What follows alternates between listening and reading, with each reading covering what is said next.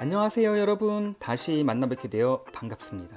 이번 영상의 주제는 주식 투자에 있어서 가장 중요한 종목 선택이 되겠습니다. 사실 종목 선별에 있어서 합리적 근거만이 성공적인 주식 투자가 가능할 것 같습니다. 그러나 쉽지 않죠. 왜냐? 인간의 본성 때문에 그렇습니다. 인간의 끝없는 탐욕으로 대표되는 묻지마 욕망으로 인해 우리는 간혹 이성적인 판단보다는 미스터 마켓의 이간질에 그릇된 판단으로 빠져나올 수 없는 깊은 수렁에 빠지기도 합니다. 오늘 준비한 이 20여 분의 영상은 제가 진심을 담아 심혈을 기울여 제작을 하였습니다. 이 영상은 종목을 선정하는 데 있어서 여러분에게 많은 정보를 줄 뿐만 아니라 주식 투자의 본질에 대해서도 다시 한번 고민할 수 있는 좋은 계기가 되리라 기대해 봅니다. 이 20분의 영상이 여러분에게 올바른 주식 투자의 방향으로 갈 수 있게 조금이나마 도움이 된다면 너무나 개인적으로 큰 영광이며 기쁨이 아닐 수 없을 것입니다. 끝까지 시청해 주시길 간곡히 부탁드립니다. 성경에 이런 구절이 나와 있습니다. 무릇 있는 자는 더욱더 풍족하게 되고 없는 자는 있는 것까지 빼앗기리라. 경제학에서 유명한 마태효과라는 것인데요. 흔히 부익부 빈익빈을 빗대어 이야기할 때 통용됩니다. 보다 의미가 있는 것이 우리는 가지고 있는 자산을 제대로 투자해서 좀 더 원하는 삶을 살아가는 데 많은 노력을 기울여야 할 것입니다. 자, 여기에 모양이 비슷한 수많은 기술들이 있습니다. 겉으로 보기에 무척이나 보기 좋고 색감이 좋죠. 코스피와 코스닥에 등록된 기업체가 약 3천여 개가 조금 안 된다고 합니다. 이 수많은 기업 중에 우리는 어떤 기업에 투자를 해야 할까요? 좋은 종목 고르기, 오늘의 주제입니다. 먼저 주식 투자를 결정하기에 앞서 우리는 사전에 선행해야 할 작업이 하나 있습니다. 바로 본인이 투자자로서 투자 성향을 파악하는 일이 되겠습니다. 그림과 같이 나 자신이 투자 위험을 감수하고라도 수익률을 높일 것인지 아니면 위험을 회피하며 안전을 추구할 것인지에 대한 고찰이 반드시 선행돼야 하겠습니다. 이 부분을 망각한 채 주식시장에 발을 들여놓는다면 그 순간부터 수많은 고뇌가 뒤따를 것입니다. 만약 원금 손실 위험까지 감수하고 투자를 할 의지가 있다면 주식시장에 직접 투자를 하셔도 좋고요. 안전 추구형이라 한다면 채권이나 은행 적금을 강력히 추천드립니다. 중립형이다 느끼신다면 인덱스 펀드나 배당 위주의 우량주에 직접 투자를 하셔도 될 것으로 저는 판단합니다. 그러나 선물 거래는 개인이 할 수 없는 영역이라 저는 믿기 때문에 아무리 적극적 성향이라 해도 이 부분은 가급적 피하시는 것이 좋을 것으로 보입니다. 투자 성향에 대한 본인의 판단이 섰다면 보다 구체적으로 종목 선택에 있어서 여러 기준을 설명드리겠습니다. 기업의 성향을 분류해 볼 필요가 있겠는데요. 기본적으로 우리는 성장하는 회사를 선호합니다. 그만큼 주가 상승에 대한 기대를 높게 가져갈 수 있을 테니까요. 하지만 기대의 수익을 높이는 만큼 원금 손실에 대한 위험 또한 높아진다는 것은 너무나 자명한 사실입니다. 그렇기 때문에 우리는 먼저 기업을 나눌 필요가 있겠습니다. 크게 규모 면에서 차이가 납니다. 규모라는 것은 한마디로 이제 시가총액인데 보통 시가총액이 1조 이상 넘어가게 되면 중견 기업을 넘어 대기업군에 속하게 되기 때문에 비교적 안전하다고는 할 수 있지만 반대로 성장에는 한계가 있습니다. 매출이 늘어나는 것이 작은 회사에 비해 쉽지 않다는 이야기죠. 그리고 앞으로 높은 성장이 기대되는 회사가 있는 반면에 꾸준하게 매출이 유지가 되는 회사가 있습니다. 상식적으로 높은 성장이 기대되는 기업은 매출이나 이익의 편차가 들쑥날쑥합니다. 계획대로 성장을 하기도 하지만 전혀 예상치 못한 외부 요인으로 인해 위험이 노출되어서 한순간에 경영 자체가 어려워질 수도 이제 있거든요. 반면에 성장은 없지만 매출이 꾸준한 기업들도 있습니다. 만약 본인의 성향이 안전 추구지만 중립적이라 한다면 규모가 어느 정도 되고 매출이 꾸준한 회사를 선택하는 것이 좋습니다. 이런 회사들은 기업의 외적 성장은 기대할 수는 없지만 꾸준한 매출로, 안정적인 매출로 인해 비교적 안정적인 배당이 가능하기 때문입니다. 반대로 규모가 작지만 높은 성장성이 기대되는 회사도 있습니다. 주로 이제 코스닥에 많이 있는데요. 공격적인 투자 성향이라면 이런 기업들 중에 좋은 기업을 선별하여 투자를 하는 것이 좋을 듯 합니다. 종목 선택을 위해 이제 몇 가지 예를 들기 전에 최근에 이제 유행이 되었던 그 삼성전자 동학 개미 운동을 이제 언급하지 않을 수가 이제 없겠는데요. 그 이번 코로나로 인해서 지난번 주가가 뭐 걷잡을 수 없이 폭락을 했음에도 불구하고 이제 예전과는 다르게 개미라고 일컫는 일반 투자자들의 투자가 매우 돋보였습니다. 그런데 문제는 하나같이 삼성전자, SK 하이닉스 등 망하지 않을 한국 대표 기업들의 많은 자금이 몰렸다는 그 후문을 들었는데 저는 사실 좀 안타까웠어요. 그 이왕 투자할 거라면은 이렇게 조금만 공부하면 더 큰 기회가 있는데 그냥 막연하게 너무나 획일적인 방법으로만 투자를 하는 것 같아서 못내 아쉬웠습니다. 그 이들 기업들이 나쁘다는 것이 아니라요. 이제 좀 더 확신을 가지고 투자를 할 필요가 있다고 저는 그렇게 좀 생각합니다. 먼저 규모가 큰 회사들 중에 SK 이노베이션이란 기업으로 한 예를 들어 설명을 하겠습니다. SK그룹의 역사를 알면 이해가 쉬울 텐데 여기서는 뭐 생략하고요. 그 SK 이노베이션 그 기업만 보겠습니다. SK 이노베이션은 그 앞으로 전기차 배터리 사업 때문에 많은 기대를 모으고 있는 회사인데요. 문제는 이 기업이 전기차 배터리만 하는 게 아니라 석유 개발, 정제, 판매, 그리고 윤활유, 화학 사업을 이게 함께 영위하고 있습니다. 문제는 투자자가 배터리 쪽 사업성을 보고 이 기업을 투자를 했는데 이 기업의 다른 사업부에서 손실이 난다면은 배터리 쪽 사업에 파급 영향이 있을 수밖에 없습니다. 지금 그래요. 지금 뭐 그 유가가 너무 하락했잖아요. 좀 정제 마진 때문에 지금 뭐 SK 이노베이션은 지금 뭐 사상 최악의 지금 실적을 계속 내고 있습니다. 그러니 뭐 배터리 쪽 보고 투자한 사람들은 뭐 이거 너무나 실망스러울 수밖에 없는 거죠. 반대로 정유 사업에 있어서 많은 이익을 내도 뭐 배터리 쪽에 뭐 많은 투자가 이루어지면은 또 전체적으로 이익이 뭐 감소되거나 손실이 날 수도 이제 있는 거죠. 이런 회사는 규모가 커서 절대 뭐 망하지는 않을 거예요. 근데 여러 사업을 같이 하기 때문에 그 안에서 이익이 이렇게 희석이 될 가능성이 높습니다.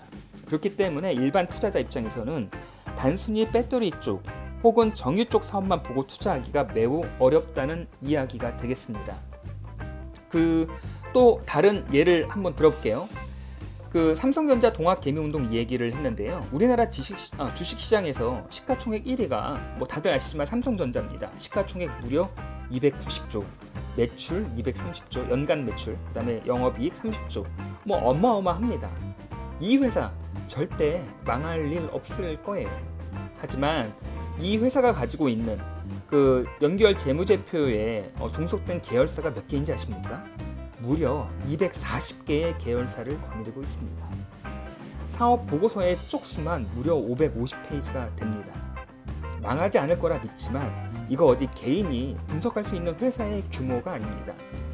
회사 하나도 분석하기에 내 역량이 모자라는데 이런 규모의 기업을 분석한다는 것은 현실적으로 불가능합니다. 그리고 이런 규모의 회사들은 이미 수많은 증권사 그 프로페셔널 애널리스트들이 실시간으로 분석을 하기 때문에 기업의 가치가 실시간으로 그대로 시장에 연동되어 전달이 됩니다. 개인 투자자가 수익을 낼 수 있는 기회가 거의 없다고 보는 것이 맞습니다. 시가총액 2위 삼성바이오로직스, 3위 SK 하이닉스 똑같습니다. 내 스스로 확신이 없다면 어떻게 선뜻 내가 어렵고 힘들게 번 돈으로 투자를 하겠습니까? 합리적 판단에서는 올바른 투자 방향이 아니라고 생각합니다. 그러면 우리는 어떻게 주식 투자를 해야 할까요? 슈퍼개미로 유명한 박영훈님은 이렇게 이야기를 했습니다. 주식, 농부처럼 투자해라. 기업을 발굴하고 영속적 가치에 근거한 장기 투자를 원칙으로 하되 노력만큼의 기대 수익에 감사하여. 기본적으로 우리는 이길 수 있는 싸움을 해야 합니다. 왜냐? 내 돈은 정말 소중하니까요. 깊은 울림이 있을 거라 저는 믿습니다. 기업의 가치와 시장의 가격이 중요합니다. 너무나 당연한 것이 기업의 가치가 높은데 현재의 주가가 기업 가치보다 낮으면 이 기업의 주가는 언젠가는 그 기업의 가치만큼 올라가게 되어 있습니다. 장기적인 이 안목에서는요, 관점에서는요. 반대로 기업 가치가 낮은데 기업이 뭐 적자 투성인데 어떤 테마에 엮여서 현재 주가가 뭐 터무니없이 높다면은 언젠가는 높은 주가임에도 불구하고 이 주가는 기업의 가치대로 장기적인 관점에서는 수렴할 수밖에 없는 것입니다. 만약에 어떤 기업의 시총이 500억이에요. 근데 이 기업이 가지고 있는 자산이 600억이라고 가정한다면은 이 기업의 주가 가만히 있겠습니까? 당연히 올라가겠죠. 물론 그 올라가는 시점과 기간은 아무도 알 수가 없기 때문에 그 기업의 가치를 확신한다면은 그 기업의 가치에 맞는 주가가 형성될 때까지 즐거운 마음으로 투자자로서 기다리면 되는 것입니다. 이게 바로 주식농부 박영훈님의 주식 투자에 대한 철학이 아닐까 저는 개인적으로 생각을 해봅니다. 어떤 기업의 가치를 나타내는 시장의 가격은 아주 쉽습니다. 왜냐? 주가로 매일매일 시세가 나오니까요.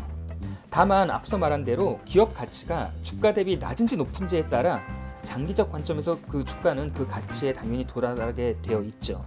근데 기업의 가치는 어떻습니까? 이것은 참 어려운데요. 사람마다 다 다릅니다. 그 기준을 어디에 두는지에 따라 기업의 가치 평가가 너무나 달라질 수 있습니다. 예를 들어 눈에 보이는 자산만을 기업 가치의 어떤 기준으로 생각하거나 혹은 자산 이런 거는 하나도 안 보고 성장성만 보는 그런 거를 기업 가치를 보는 어떤 기준으로 삼는다면은 그 기업의 평가는 너무 달라질 수가 있는 것입니다. 그래서 이 기업 가치 분석이 주식 투자에 있어서는 가장 중요합니다. 이 결과에 따라 투자를 할지 말지 결정을 할 수 있을 테니까요. 만약 우리가 이 기업 가치대로만 제대로 분석할 수 있는 능력만 된다면은 나머지는 그냥 즐겁게 기다리면 될 것 같아요. 그럼 기업 가치를 어떻게 평가하는지 구체적으로 좀 알아보겠습니다. 크게 5가지로 좀 나눠 보겠는데요. 먼저 자산 가치를 포함한 재무 건전성, 그리고 성장성과 수익성, 그리고 경영진, 마지막으로 위험 요인, 이렇게 저는 한 5가지로 분류를 해보았습니다. 재무 건전성을 살펴보겠습니다. 주식 투자에 있어서 가장 위험한 것은 영원한 투자 자본의 손실이라고 제가 지난번 영상에서 살펴드렸는데요. 우리는 절대 망하지 않을 회사에 투자를 해야 합니다. 최악의 경우 망하더라도 내게 미치는 최악의 어떤 상황, 영향을 정말 최소화해야 합니다. 그렇기 때문에 재무제표상에서 이 기업이 얼마나 유용한 자산을 많이 가지고 있는지가 종목 선정에 있어서 가장 기본이 됩니다. 이것을 알 수 있는 척도가 바로 PBR입니다. 이것이 의미하는 것은 주가와 이제 순자산 비율인데, 만약 PBR이 1이라고 해요. 그러면은 회사가 망해도 현재의 자산으로 시가총액이 커버가 돼요. 시가총액이 나와요.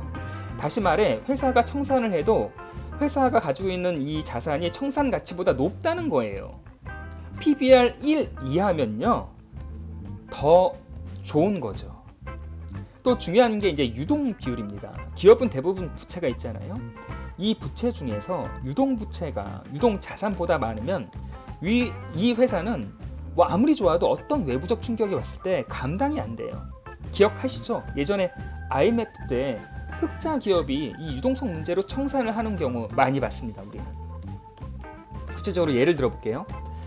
왼쪽 중간 이 두 회사는요 자산도 많고 유동성이 아주 좋습니다. 보시면은 유동 부채보다 유동 자산이 훨씬 많아요. 그리고 유동 자산 안에서도 현금성 자산이나 현금성에 준하는 금융 단기 자산들이 많이 있습니다. 그런데 맨 오른쪽 기업 한번 볼까요? 여기는 유동 자산이 뭐 260억 정도 되는데 유동 부채가 800억이에요. 예, 이거는 뭐 조금만 뭐 유동 부채 중에 지금 단기 차입금은 90억밖에 안 되지만은 이 유동 부채 조금만 터지면요 여기는 뭐 어떻게 할 수가 없어요. 예, 그래서 조금 이런 부분들을 저희가 확실하게 봐야 합니다. 그리고 이제 하나 더 주의할 것이 이 자산이 많아도 이 자산 형태가 양질의 자산인지 아니면 장부상 가격으로도 처분이 어려운 아주 악성 재고 자산인지 가릴 수 있어야 됩니다. 이거 가리지 못하면은 눈 뜨고 장님 됩니다. 궁금하실까봐 왜 옆에서부터 이제 서플러스 그 포스에스 그 레몬이란 회사를 제가 하나의 이제 예로 들었는데요. 이 회사들은 투자에 있어 좋다 나쁘다 적당하다 아니다 이걸 떠나서 극단적으로 어느 한 단면만 예를 든 것이니까 오해가 없으시기 바랍니다. 다음은 성장성과 수익성입니다. 매출과 이익은 기업의 성장에 있어서도 이제 중요하지만 투자의 기준에 있어서도 상당히 중요하고 때에 따라서는 재무 건전성보다 이 부분을 더 높이 평가하는 사람들도 있을 수 있겠습니다. 여기서 이제 퍼라는 개념을 알아야 하는데요. 이제 간단히 말해서 퍼가 10이다. 그러면은 순이익을 10년 동안 모아야 현재의 시가총액이 맞아 떨어진다는 개념입니다. 그러니까 퍼가 낮으면 이 기업이 더욱더 매력이 있는 거예요. 여기 이제 예로 제가 KTNG라는 기업을 가져왔는데요. 지금 현재 퍼가 10 조금 넘어요. 그리고 주당 이익이 7,000원이 넘는 아주 견실한 수익성 좋은 기업이며 현재 이제 저평가 구간이라고 이제 판단이 되는데 물론 이제 수익성이라는 단편적인 것만 보고 판단하는 거니까 이것도 오해 없으시길 바래요. 자, 이제 어떤 한 기업도 가져왔습니다. 여기 보세요. 퍼가 보면은 24예요. 예. 지금 현재의 단기 순이익을 현재의 지금 순이익을 24년 동안 벌어야 지금 시가총액이 나온다는 얘기예요. 그리고 이제 더 재밌는 거는 지금 PBR이 25예요. 예. 지금 자산 장부상에 자산 가치가 거의 지금 없어요. 지금 이 기업이 뭐 순이익을 엄청난 속도로 매년 매 분기 내지 않는다면은 이거 매우 고평가를 할 수 있을 겁니다. 뭐 회사가 청산한다 그러면은 뭐 지금 현재 주가의 25분의 1 정도를 좀 건질 수 있다는 얘기로 저는 좀 해석이 되는데요. 바로 그 레몬이라는 회사입니다. 좀 전에도 이제 설명드렸지만은 이 회사가 뭐 악의가 있어서 그런 게 아니라요. 그냥 예를 들어 설명드리는 건데 최근에 이제 코스닥에 상장을 했어요. 근데 이제 운이 좋게 코로나 테마에 이제 편승해가지고 이제 주가가 계속 올라가고 있어요. 그래서 이렇게 들여다 보면은 와 이거 어떻게 퍼 24배에 PBR 25배면요 이거 저로서는 투자하기 너무너무 이건 어려울 것 같아요. 아무리 급속 성장을 매 분기마다 한다 해도 쉽지 않은 상황인데 이런 회사도 있습니다. 조금 과한 면이 있지 않나 해서 한번 들여다봤습니다. 앞에 시가총액 3위 삼성바이오로직스인데요. 이 기업의 퍼는 무려 191배입니다. 지금 현재 순이익으로 191년을 벌어야 현재 시총에 맞아요. 이게 단편적인 것만 놓고 좋고 나쁨을 이제 얘기를 할 수는 없죠. 이제 이 회사가 가지는 또 다른 여러 가지 이제 특이한 점이 있기 때문에 이게 이제 가능한 일이라고 저는 뭐 그렇게 해석은 하는데 받아들이긴 하는데 일반 제 그냥 상식과 기준 가지고는 이 회사를 투자하기에 좋은 회사라고는 절대 이야기할 수 있을 것 같지가 않습니다. 기업의 수익성과 성장성을 알기 위해서는 반드시 짚고 넘어가야 할 중요한 요소입니다. 종목을 분석하는 요령을 성장성의 바탕을 두고 다른 각도에서 이제 설명을 할게요. 그 종목 선정하는 방법에는 업 투 바텀과 바텀 투 업이 있습니다. 이제 먼저 그 시대의 부류에 맞는 산업이나 업종을 선택하는 것입니다. 가령 요즘에는 전기차나 5G 같은 것 이런 게 큰 흐름에서 성장을 가늠할 수 있는 산업이 되겠는데 이렇게 산업을 정하고 그 산업에서 경쟁하는 경쟁력이 있는 좋은 기업을 개별적으로 이제 선별하는 겁니다. 뭐 반대로도 가능해요. 내가 평소에 눈여겨본 기업을 먼저 분석한 다음에 그 개별 종목을 분석한 다음에 기업이 좋다. 그러면 그 기업에 속해 있는 산업이 미래에 성장이 가능할지에 대한 고민을 해보는 겁니다. 뭐 어떤 방법이든 상관없습니다. 중요한 건 기업과 그 기업의 가치가 높고 그 기업이 속한 산업이 성장할 거라는 확신이 있다면 투자를 우리는 주저할 이유가 없겠습니다. 산업의 큰 흐름을 볼 때 거시적인 경제 동향을 먼저 살펴보고요. 그 다음에는 개별 종목에 대한 분석을 하시면 되겠습니다. 반대의 경우는 이제 역순으로 하면 되고요. 그리고 이제 마지막으로 경영진과 위험 요인을 좀 따져봐야 하겠습니다. 이것도 굉장히 중요합니다. 우리 뭐 매출, 퍼, PBR, 자산 이런 것만 보는데요. 이거 굉장히 중요합니다. 여러 매체나 이제 주식 담당 통해 그 기업의 최고 경영자와 경영진들이 지금 어떤 생각을 하고 어떻게 기업을 경영하는지 혹은 그네들의 기업 경영 철학을 면밀히 살펴봐야 할 것입니다. 이 기업 문화가 이 직원들이 얼마나 열정적으로 기업을 위해 일을 하느냐, 이 기업의 총수가 기업을 자기 이 사적인 재산으로 안 보고 이 공적인 직원들의 어떤 이런 생활 터전으로 보느냐, 뭐 이런 것 여러 가지 등등 복지 뭐 해가지고, 왜냐, 직원이 열심히 일하면 회사는 잘 될 수밖에 없어요. 예, 근데 회사 경영자가 획일적인 아주 그런 마인드로 보수적인 것도 좋긴 한데 너무 이렇게 좀 요즘 같은 세상에 창의력 이런 것보다는 뭐 근태, 성실함, 근면성 이런 것만 보는 회사가 앞으로 잘 될 것 같진 않습니다. 이제 위험 부분은요, 이것도 너무나 중요한데, 이게 보십시오. 코로나 터질 거 우리 알았습니까? 이것 때문에 기업 만세 부르는 여러 지금 기업들 나올 겁니다. 이런 예상치 못한 이런 어떤 변수, 요인, 위험 요인들에 대해서 우리는 정말 보수적으로 접근을 해야 합니다. 내가 이렇게 투자했던 기업이 내가 원하지 않는 방향으로 뭐 M&A를 한다거나 어떤 유가나 외환 같은 거에 외부적인 변수에 이제 노출이 되었을 경우에 이런 위험 요인들이 얼마나 이제 비즈니스에 영향을 미칠지 철저히 파악하는 습관이 필요하다고 생각합니다. 오늘 제가 이야기를 참 많이 했네요. 투자에 있어서 너무나 중요한 거라 제가 정말 성심을 다해 이야기를 했는데 잘 전달이 되었는지 모르겠습니다. 아무튼 여러분, 우리 모두 성공적인 투자를 통해서 좀 더 원하는 삶을 살아갔으면 하는 큰 바람이 있고요. 오늘은 여기서 마무리하겠습니다. 긴 시간 끝까지 시청해 주셔서 감사드리고요. 오늘도 내일도 우리 모두 즐거운 투자가 되기를 바라며 마지막으로 여러분의 구독을 간청드립니다. 감사합니다.